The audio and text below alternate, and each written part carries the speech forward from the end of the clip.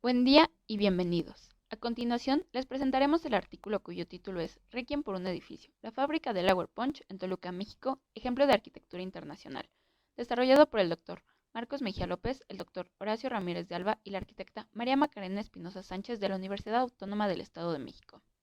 Objetivos.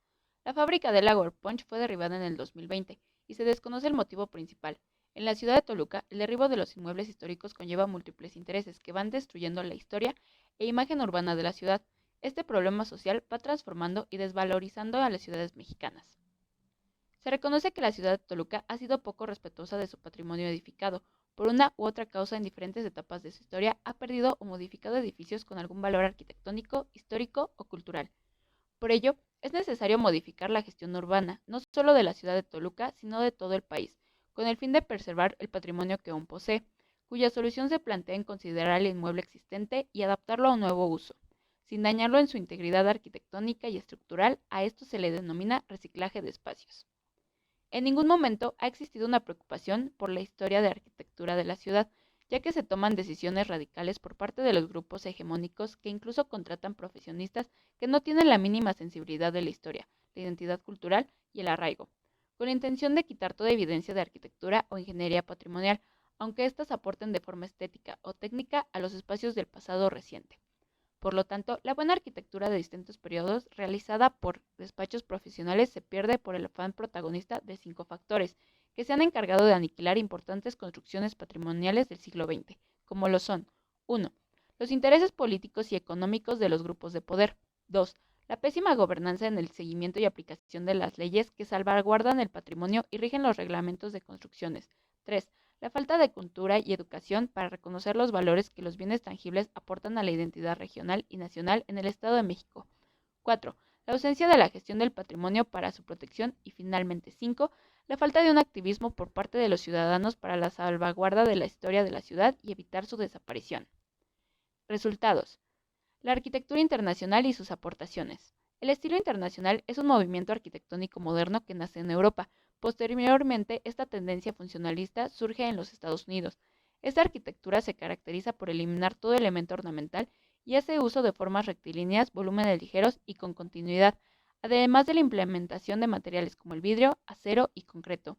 Este estilo es una simplificación formal en el diseño y en expresión estructural.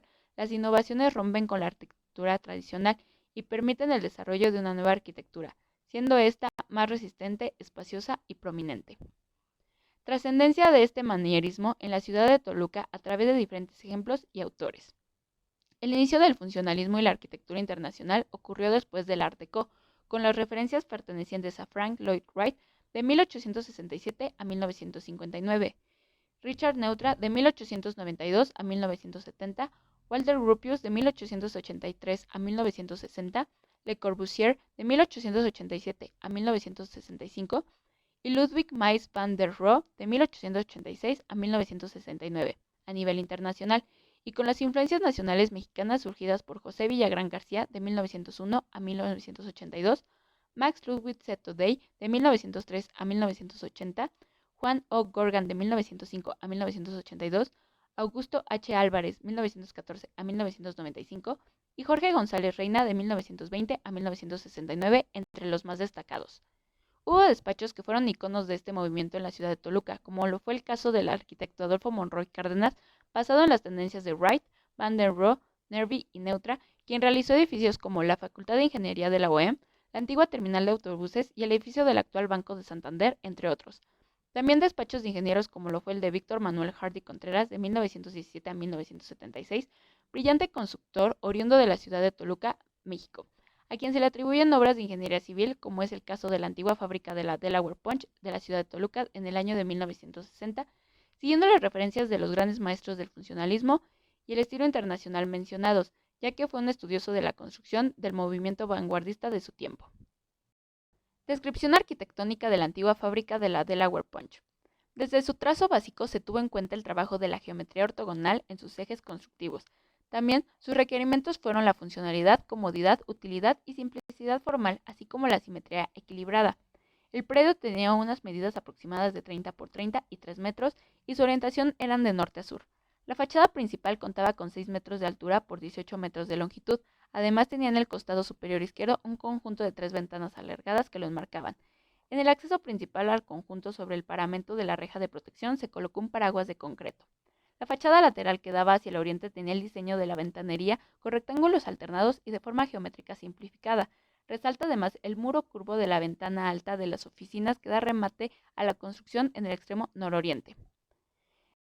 El conjunto arquitectónico contaba con una reja hacia el exterior, un jardín como espacio de transición entre la reja y el conjunto, un edificio principal que tenía 2 niveles, planta baja y alta, un anexo y un patio de maniobras que se utilizaba para carga y descarga por la parte posterior. Conclusiones. Aportaciones tecnológicas a partir de su sistema estructural y sus materiales.